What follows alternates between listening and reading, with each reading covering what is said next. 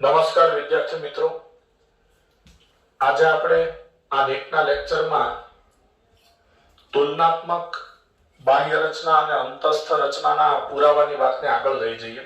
તો ગઈકાલે આપણે રચના સદ્રશ્ય અંગો કે સમમૂલક અંગો એના 3 ઉદાહરણ જોયેલા.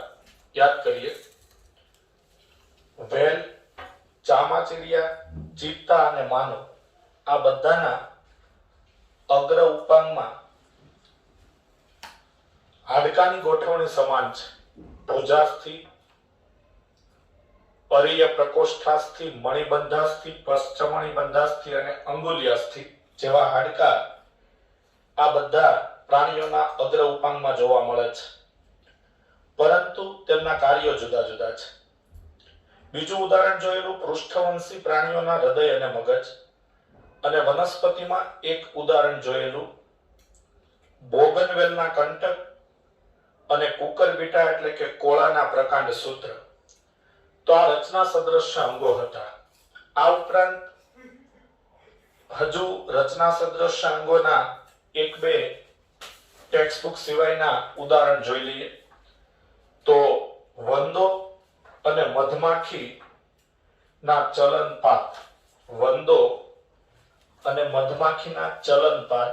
તો વંદો અને મધમાખીના ચલનપાત રચના સદ્રશ્ય અંગો. રચના સદ્રશ્ય અંગો.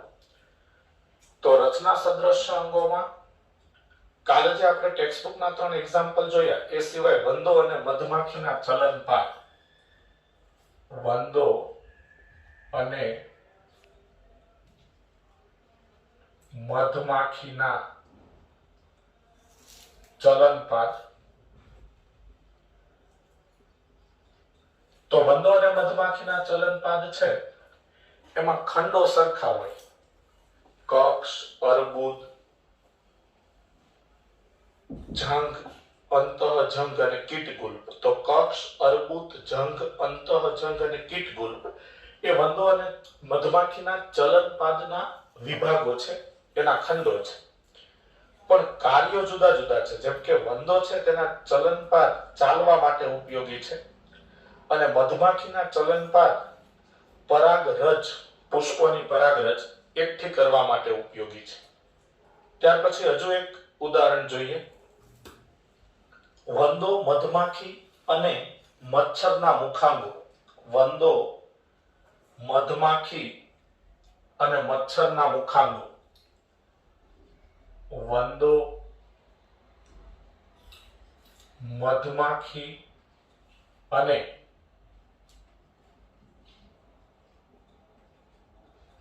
મચ્છરના મુખાંગો. તો વંદો, મધમાખી અને મચ્છરના મુખાંગોમાં અધિજંભ અને અધોજંભનો સમાવેશ થાય છે.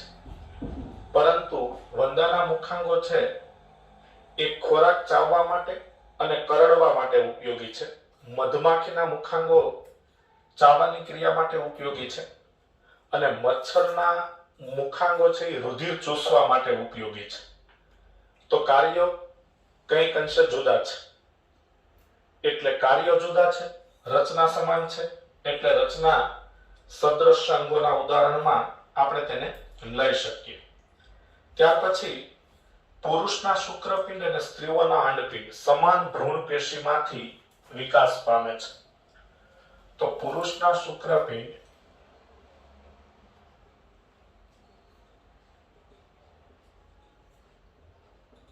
અને સ્ત્રીના અંડપિંડ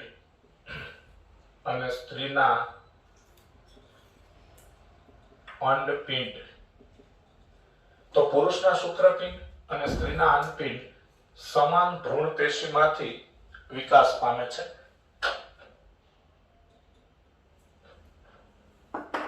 તો એ સમાન ભ્રૂણ પેશીમાંથી વિકાસ પામે છે એટલે તેની ઉત્પત્તિ સમાન થઈ. સમાન ભ્રૂણ પેશીમાંથી વિકાસ પામે છે. વિકાસ પામે છે. તો પુરુષના શુક્રપિંડ અને સ્ત્રીના અંડપિંડ સમાન ભ્રૂણ પેશીમાંથી વિકાસ પામે છે, એટલે ઉત્પત્તિ સમાન થઈ. હવે ઉત્પત્તિ સમાન હોય, કાર્યો જુદા હોય તો તેને પણ રચના સદૃશ્ય અંગો કહેવાય. કાલે આપણે બોગનવેલના કંટક અને કુકરબીટાના પ્રકાંડ સૂત્રમાં એ જ વાત કરી હતી કે એ બંનેની ઉત્પત્તિ સમાન હતી, કક્ષકલિકામાંથી ઉત્પન્ન થાય, પણ કાર્યો જુદા હતા. તો પુરુષના શુક્રપિંડ અને સ્ત્રીના અંડપિંડ એ સમાન ભ્રૂણ પેશીમાંથી વિકાસ પામે છે, એટલે કે ઉત્પત્તિ સમાન છે, પરંતુ કાર્યો જુદા છે. શુક્રપિંડ શુક્રકોષ ઉત્પન્ન કરે, એટલે કે નરજન્ય ઉત્પન્ન કરે, અને અંડપિંડ અંડકોષો ઉત્પન્ન કરે, એટલે કે માદાજન્ય ઉત્પન્ન કરે. તો શુક્રપિંડ શુક્રકોષો ઉત્પન્ન કરે અને અંડપિંડ અંડકોષ ઉત્પન્ન કરે, એટલે કાર્યો જુદા જુદા છે. તો આ પણ રચના સદૃશ્ય અંગોના પુરાવા છે, રચના સદૃશ્ય અંગોના ઉદાહરણ છે. પુરાવા નહીં, પણ રચના સદૃશ્ય અંગોના ઉદાહરણ. તો આ ટેક્સ્ટ બુક સિવાયના એક્સ્ટ્રા ઉદાહરણ આપણે જોઈએ. હવે આ રચના સદૃશ્ય અંગો ઉદ્વિકાસ થયો છે તેનો પુરાવો કેવી રીતે આપે છે? તો કે જે અંગો જે પ્રાણીઓમાં કે જે સજીવોમાં રચના સદૃશ્ય અંગો છે એ પ્રાણીઓ કે સજીવો એટલે વનસ્પતિઓ એક જ સમાન પૂર્વજમાંથી વર્ષો પહેલા ઉત્પન્ન થયેલ હોવા જોઈએ. પછી તેમાં ઉદ્વિકાસ થયો અને તે અલગ અલગ જાતિમાં વિકાસ પામ્યા. રચના સદૃશ્ય અંગો છે તે અપસારી ઉદ્વિકાસ દર્શાવે છે. અપસારી ઉદ્વિકાસ, અપસારી ઉદ્વિકાસ, divergent evolution, divergent evolution, divergent evolution દર્શાવે છે. ઇવોલ્યુશન દર્શાવે છે. તો ડાયવર્જન્ટ ઇવોલ્યુશન શા માટે દર્શાવે છે? તો એટલા માટે રચના સદૃશ્ય અંગો અપસારી ઉદ્વિકાસ દર્શાવે છે, એટલે કે ડાયવર્જન્ટ ઇવોલ્યુશન દર્શાવે છે.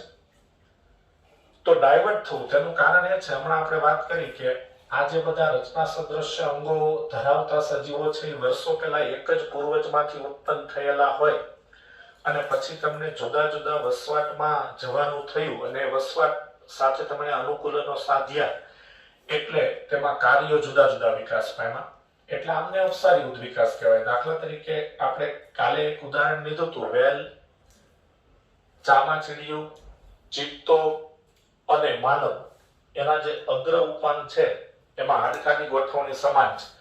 તો આપણે જે વાત કરીએ છીએ કે એક જ પૂર્વજમાંથી વિકાસ પામેલા હોય, તો આ એક જ પૂર્વજમાંથી વિકાસ પામ્યા પછી વેલ એ જલીય વસવાટને અનુકૂલિત થઈ.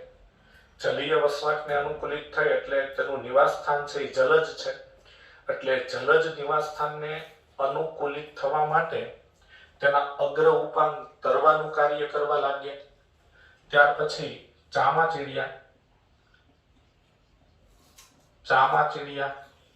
તો ચામાચીડિયા છે એ હવાઈ જીવનને અનુકૂલિત થયા, એટલે કે હવામાં ઉડી શકે છે, તો તેના અગ્ર ઉપાંગ પાંખોમાં ફેરવાયા અને ઉડવા માટે અનુકૂલિત થયા.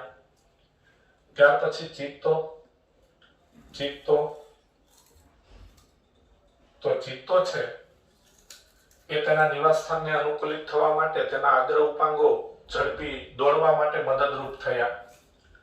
અને માનવ તેના નિવાસ સ્થાનને અનુકૂલિત થવા માટે માનવમાં અગ્ર ઉપાંગો વસ્તુ પકડવા માટેનું કાર્ય કરવા લાગ્યા.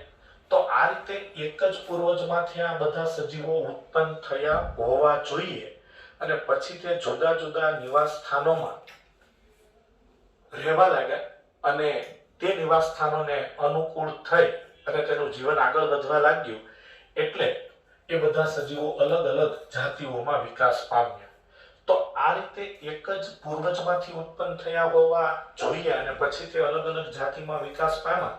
તેથી આ રચના સદૃશ્ય અંગો એ અપસારી ઉદ્વિકાસ દર્શાવે છે અને તેને અનુકૂલિત પ્રસરણ પણ કહેવાય. તો અનુકૂલિત પ્રસરણ એવો શબ્દ એવો ટોપિક આપણે આગળ જોઈશું કે અપસારી ઉદ્વિકાસને અનુકૂલિત પ્રસરણ પણ કહેવાય.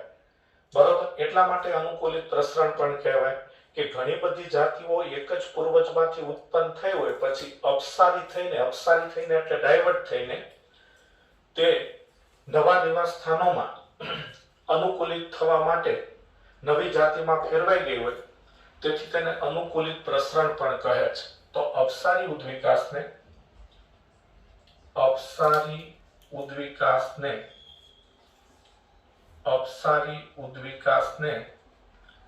અનુકૂલિત પ્રસરણ પણ કહે છે. તો અપસારી ઉદ્વિકાસને અનુકૂલિત પ્રસરણ પણ કહે છે. તો આગળ આપણે અનુકૂલિત પ્રસરણના ટોપિકમાં ચર્ચા કરીશું. તો અનુકૂલિત પ્રસરણ એ અપસારી ઉદ્વિકાસ છે. શા માટે? તો કે એક જ પૂર્વજમાંથી ઉત્પન્ન થયેલા સજીવો જુદા જુદા નિવાસ સ્થાનોમાં અપસારી થયા એટલે કે ડાયવર્ટ થયા, અને પછી એ નિવાસ સ્થાનોને અનુકૂલિત થવા માટે તે બધી અલગ અલગ જાતિઓ જુદા જુદા કાર્યો કરવા લાગી. રચના સદૃશ્ય અંગો તેના જુદા જુદા કાર્યો કરવા લાગ્યા, એટલે તેને અનુકૂલિત પ્રસરણ પણ કહેવામાં આવે છે. તો અનુકૂલિત પ્રસરણની ચર્ચા આપણે આ ચેપ્ટરમાં આગળ એક ટોપિકમાં કરીશું. હવે તુલનાત્મક બાહ્ય રચના અને અંતરરચનામાં કાર્ય સદૃશ્ય અંગોની વાત કરીએ, એટલે કે કાર્ય સદૃશ્ય અંગોના પુરાવા, જેને કેન્દ્રાભિસારી ઉદ્વિકાસ અથવા અભિસારી ઉદ્વિકાસ કહેવાય. તો કાર્ય સદૃશ્ય અંગો,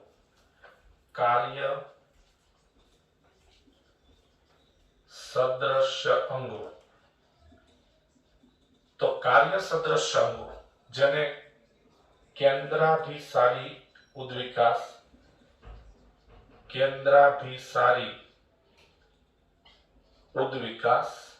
અથવા અભિસારી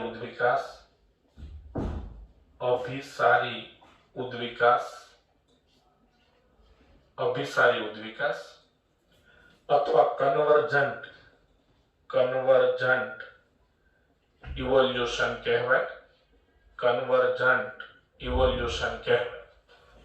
ઓકે, હા, રચના સદૃશ્ય અંગોમાં હજુ આપણે બાયોમોલેક્યુલ એટલે કે જૈવ રાસાયણિક સમમૂલકતા, જૈવ રાસાયણિક સમાનતા પણ જોઈ શકીએ છીએ. તો રચના સદૃશ્ય અંગોના જે ઉદાહરણ જોયા તેમાં આપણે બાયોકેમિકલ કે બાયોમોલેક્યુલર રચના સદૃશ્યતાના ઉદાહરણ એ પણ જોડી દઈએ. તો બાયોકેમિકલ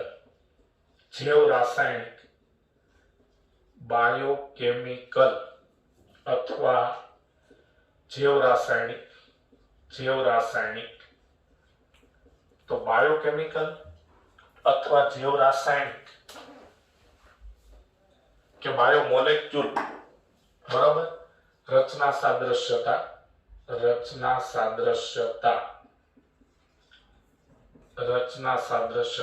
એટલે કે જૈવ રાસાયણિક સમાનતા.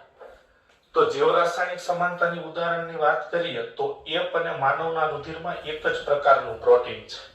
એપ અને માનવના રુધિરમાં ઉદાહરણ એપ એટલે મોટા વાનર, અને માનવના રુધિરમાં એપ અને માનવના રુધિરમાં એક જ પ્રકારનું પ્રોટીન છે.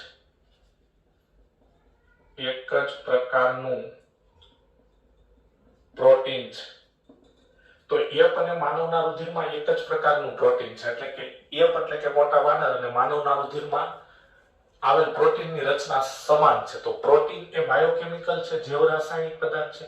તો આ શું બતાવે છે કે એપ અને માનવના રુધિરમાં એક જ પ્રકારનું પ્રોટીન છે, એટલે એ બાયોકેમિકલ રચના સદૃશ્યતા થઈ, જૈવ રાસાયણિક રચના સદૃશ્યતા થઈ. તો એવું સમજાવે છે કે એપ અને માનવ વર્ષો પહેલા એક જ પૂર્વજમાંથી ઉત્પન્ન થયા હોવા જોઈએ. પછી બધા જ સજીવોમાં પ્રોટીન અને જનીનોની કાર્ય પદ્ધતિ, કાર્યશૈલી સમાન છે.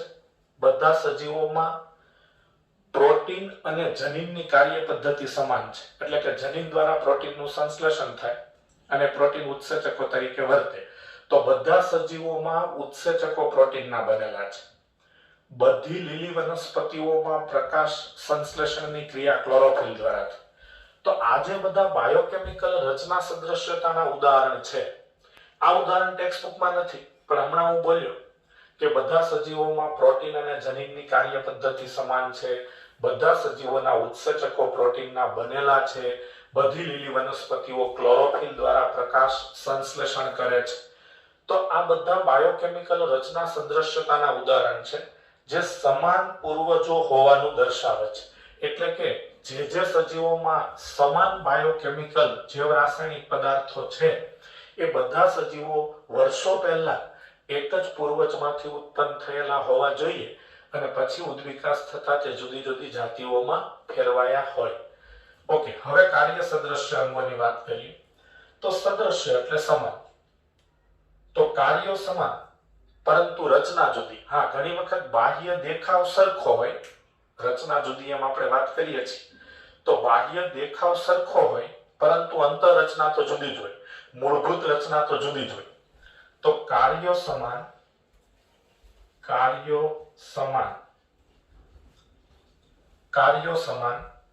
પરંતુ રચના જુદી હોય, બરોબર, તેને કાર્ય સદૃશ્ય અંગો કહેવાય. તો કાર્ય સદૃશ્ય અંગો છે એમાં કાર્યો સમાન હોય અને રચના જુદી હોય. હવે કાર્ય સદૃશ્ય અંગોના ઉદાહરણ જોઈએ તો આપણી ટેક્સ્ટબુકમાં કાર્ય સદૃશ્ય અંગોના ઉદાહરણ 4 આપેલા છે. એક ઓક્ટોપસ અને સસ્તનની આંખ. ઉદાહરણ એમસીક્યુ માટે ઉદાહરણ ખાસ અગત્યના છે. પહેલું, ઓક્ટોપસ અને સસ્તનની આંખ. ઓક્ટોપસ અને સસ્તનની આંખ એટલે સસ્તન પ્રાણીઓની આંખ. તો ઓક્ટોપસ અને સસ્તનની આંખ કાર્ય સમાન કરે. આંખ કયું કાર્ય સમાન કરે? દ્રષ્ટિ સંવેદના, જોવાનું કાર્ય કરે. પણ રચના શું જુદી હોય? તો કે ઓક્ટોપસ અને સસ્તનની આંખનું જે નેત્રપટલ હોય ને એમાં ફરક હોય, નેત્રપટલના સ્થાનમાં ફરક હોય, એટલે રચના જુદી થઈ, કાર્ય સમાન છે. બીજું ઉદાહરણ, પેંગ્વિન જે પક્ષી છે અને ડોલ્ફિનના ફિલિપર્સ. પેંગ્વિન અને ડોલ્ફિનના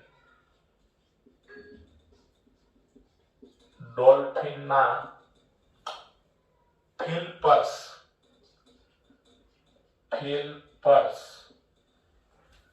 તો પેંગ્વિન અને ડોલ્ફિનના ફિલિપર્સની રચના જુદી છે, કાર્યો એમના સમાન છે, તો એ પણ કાર્ય સદૃશ્ય અંગો થયા. ત્યાર પછી આગળનું ઉદાહરણ જોઈએ તો શક્કરિયા અને બટાટા. શક્કરિયા અને બટાટા. શક્કરિયા અને બટાટા. હવે શક્કરિયા અને બટાટા છે એનું કાર્ય સમાન છે, ખોરાકનો સંગ્રહ કરવો. પણ શક્કરિયાના મૂળમાં ખોરાકનો સંગ્રહ થાય અને બટાટાના પ્રકાંડમાં ખોરાકનો સંગ્રહ થાય. એટલે બટાટા એ પ્રકાંડ છે, શક્કરિયા એ મૂળ છે, એટલે કાર્યો સમાન છે, ખોરાકનો સંગ્રહ કરવો, પરંતુ રચના એમની જુદી જુદી છે. ત્યાર પછી આગળનું ઉદાહરણ જોઈએ, પતંગિયા અને પક્ષીની પાંખ. પતંગિયા અને પક્ષીની પાંખ. પતંગિયા અને પક્ષીની પાંખ. તો પતંગિયા અને પક્ષીની પાંખ એ દેખાય છે સરખી, એટલે બાહ્ય રચનામાં સમાન છે, એટલે જોતા બહારથી બાહ્ય રચનામાં સરખી દેખાય છે, બહારથી જોતા સરખી દેખાય છે, પરંતુ એમની અંતરરચના તો જુદી હોય છે. અંતસ્થ રચનાની દ્રષ્ટિએ તો એ સમાન નથી, છતાંય કાર્ય એક છે કે ભાઈ પતંગિયાની પાંખ પણ ઉડવાનું કાર્ય કરે ને પક્ષીની પાંખ પણ ઉડવાનું કાર્ય કરે. તો આ 4 ઉદાહરણ છે કાર્ય સદૃશ્ય અંગોના છે. હવે કાર્ય સદૃશ્ય અંગો કેવી રીતે ઉદ્વિકાસના પુરાવા આપે છે? તો આ એવું બતાવે છે કે જે સજીવો કાર્ય સદૃશ્ય અંગો ધરાવે છે તે ઉત્પન્ન થયા છે જુદા જુદા પૂર્વજોમાંથી, અલગ અલગ પૂર્વજોમાંથી ઉત્પન્ન થયા છે. એટલે કે આમના પૂર્વજો છે એ જુદા જુદા છે, પરંતુ આ સજીવો કોઈ એક વસવાટમાં કેન્દ્રિત થયા, એકત્રિત થયા અને એ વસવાટને અનુકૂળ થવા માટે તેમને સમાન કાર્યો કરવા પડ્યા. એટલે ઘટના એવું દર્શાવે છે કે ઉદ્વિકાસ થયો છે. એટલે કાર્ય સદ્રશ્ય અંગો પણ ઉદ્વિકાસ દર્શાવે છે. જોકે તે જુદા જુદા પૂર્વજોમાંથી ઉત્પન્ન થયેલા હોય એટલે તેમના પૂર્વજો જુદા જુદા છે, પરંતુ કોઈ એક વસવાટમાં આ સજીવો એકઠા થયા, કેન્દ્રિત થયા અને તેથી તેમાં કાર્ય સદ્રશ્યતા, કાર્યની સમાનતા વિકાસ પામી. એટલે કે આ બાબત પણ ઉદ્વિકાસ થયો છે, કાર્ય સદ્રશ્યતા પણ ઉદ્વિકાસ થયો છે તેવું દર્શાવે છે. તો અહીં આપણે કાર્ય સદ્રશ્ય અંગોની ચર્ચા પૂરી કરીએ. તો કાર્ય સદ્રશ્ય અંગોના એક્સ્ટ્રા ઉદાહરણમાં માનવના હાથ અને હાથીની સૂંઢનું ઉદાહરણ આપી શકાય, જે ટેક્સ્ટ બુકમાં નથી. તો માનવના હાથ અને હાથીની સૂંઢ પણ ખોરાક પકડવાનું કાર્ય કરે છે, એટલે કાર્ય સમાન છે, પણ માનવના હાથ અને હાથીની સૂંઢ એમની રચના જુદી જુદી છે, બરોબર. એટલે એ કાર્ય સદ્રશ્ય અંગનું ઉદાહરણ આપણે કહી શકીએ. તો આ એક ચોપડી 12 નું ઉદાહરણ છે, માનવના હાથ અને હાથીની સૂંઢ. અહીં લેક્ચર પૂર્ણ કરીએ છીએ અને આગળના ટોપિકની ચર્ચા નેક્સ્ટ લેક્ચરમાં કરીશું.